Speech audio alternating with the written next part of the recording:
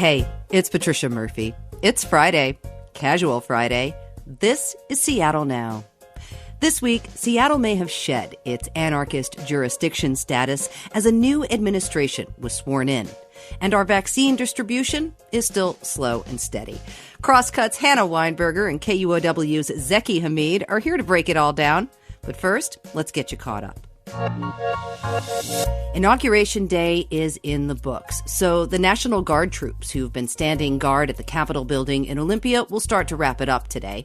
But Governor Inslee says some new security measures will be staying, like more state troopers and a restricted area on the campus.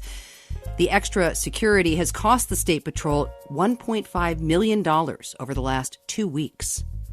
The Bellevue School District lost a bid to force teachers back to the classroom yesterday. In-person classes started Thursday for second graders, but without their teachers, who are holding out over safety concerns. A King County Superior Court commissioner Thursday said the teachers aren't refusing to work if they're holding classes online. Kids who do show up will get taught by subs. A Superior Court judge will hear the case next week. And Amazon is getting into the vaccine game here in Seattle. Anyway, they're partnering with Virginia Mason to get 2,000 doses administered this weekend. It'll be happening at the company's main downtown campus on Sunday, starting at 8:30 a.m. If you meet the state's eligibility guidelines, you can get on a waiting list at virginiamason.org. Well, it's Friday again. But the crush of the world, it feels different, no? I think it does. It was a great week for an historic inauguration. This hearted reporter may have even shed a tear or two. KUOW's Zaki Hamid is here. He's the director of community engagement. Zaki, did you cry a bit during the inauguration? A bit? Good Lord, that was a mess on Wednesday. Crosscut reporter Hannah Weinberger is here as well. Hannah, tears or no? Hi, I think I've forgotten how to process civic events that don't disappoint me. I think so. I'm just like always waiting for the other shoe to drop, and I feel like it's gonna hit me eventually. I don't know how long until I start, happy crying. I think being a reporter, you're always just kind of staying vigilant and hoping that words translate to action. So we'll see. Incredibly insightful answer, Hannah. Absolutely true. And January is coming out strong, man. Someone on Twitter summed it up nicely. The chaos, 3 Wednesdays in the month. The first saw insurrection. The next saw impeachment. And then inauguration. It is the dawn of a new administration, but with 1 Wednesday left in the month, Hannah, anything can happen.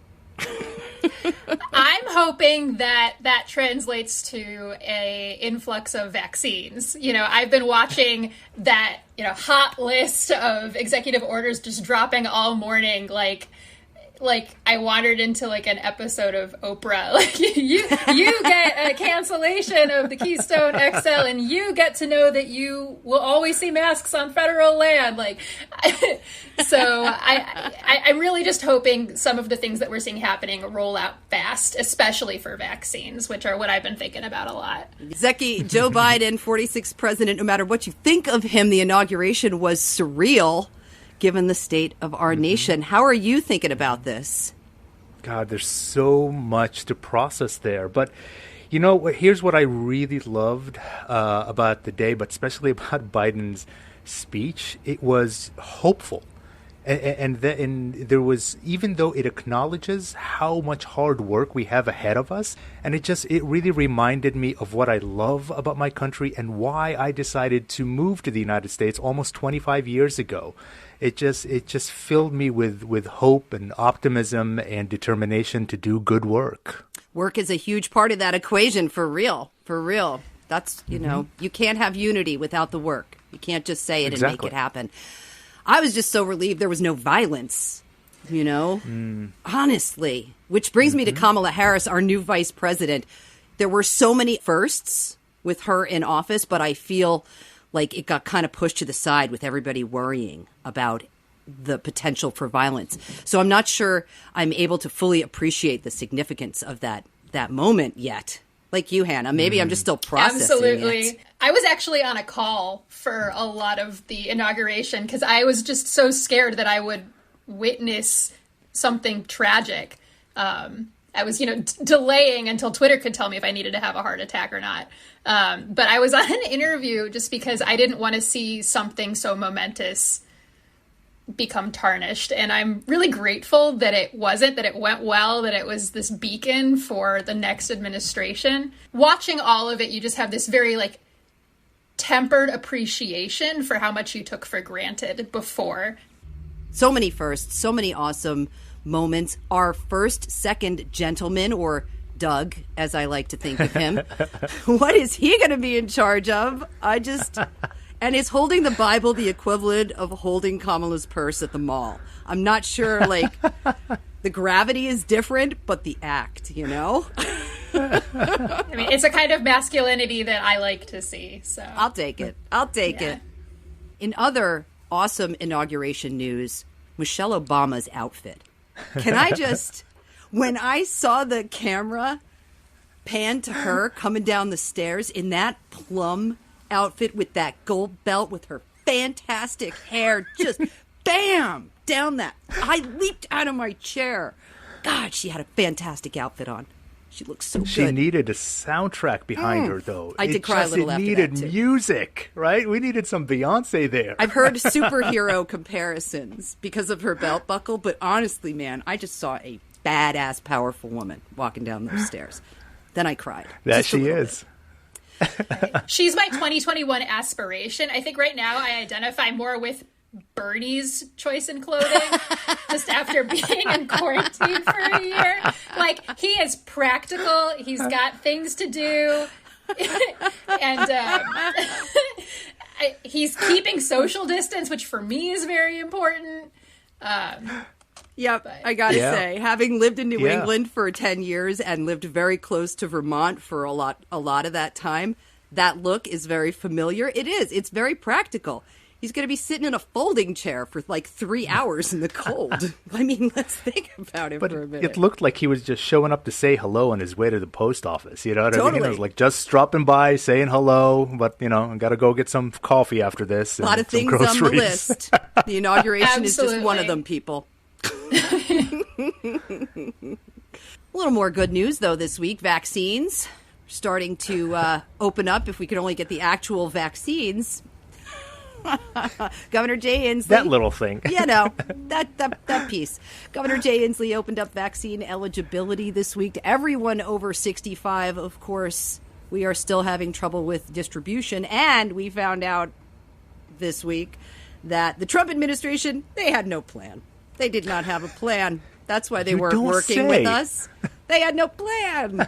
So, Hannah, you've been reporting on vaccines. How are you thinking about all this? I have been on the phone with so many frustrated officials and doctors in the past few weeks who at one point may not have been as upfront with their feelings about what's happening politically, and they are no holds barred right now. There's a lot of hope that the new administration will be a more supportive partner. But it's so hard for states when you keep moving the goalpost of expectations. There are 1.5 million people in Washington state who are eligible for vaccines right now, and we're not even through the 1A phase. So we're trying to speed up. I've had some health officers parallel this to a new iPhone where you're working out the bugs. This is a little higher stakes. But we're learning where the delays are, where the information technology infrastructure is buggy and causing people to have vaccine shipments sent to medical providers who don't serve populations who are eligible for vaccines right now. People are hustling, and hopefully the information we have available to us will be reflective of what we're actually capable of doing. I signed up for a vaccine the other week on Solve. I was just able to make an appointment through Swedish, and I didn't go. I canceled it, obviously. But it said, oh, just print out these forms for when you get there, and we'll give you a vaccine if you're eligible. And it's like, what are they going to do when I get there? Like, turn me away? Vaccines only last so long. It takes a while to schedule them. So you can see how difficult it is to schedule all of this if you don't have some sort of centralized infrastructure or stopgaps in place to make sure that eligible people get vaccinated. Because it's so important that the most eligible people get vaccinated first, even if the more vaccinated people you have, the better. So there's just so many murky ethics involved that I think it's going to get better as we figure out where the gaps are, but the rollout has definitely been hard. Well, there was no infrastructure in place, right? I mean, that's the thing. Like Operation Warp Speed, they put all their eggs into just get the vaccine. Well, the vaccine was here, but then all of the work that should have been done wasn't. But it really, I think, highlights the trouble with the state versus federal thing, that we really need a federal response. And kicking it off to the states is just, they're not equipped to handle something like this. And without a big federal infrastructure behind it, it was doomed to fail. So it's an uphill battle, but, hopefully by maybe June, July, we'll start to see some of these numbers. For the love of God, please. Just let's see. One more thing before we go. Chase Burns, the editor of The Stranger this week, went above and beyond to reunite a bike messenger with his accidentally lost weed using Twitter. The unopened quarter ounce, which is a lot of pot if you're not in the know, was lost on Capitol Hill when the bike messenger swerved to avoid a car and it fell out of his pocket. Burns put the word out on social media, and soon the bag was back where it started. Zeki, this was quite a ground score. Have you ever found a bag of weed? No, I've never found a bag of weed. You have never been to a dead show. I've been to a lot of those. What?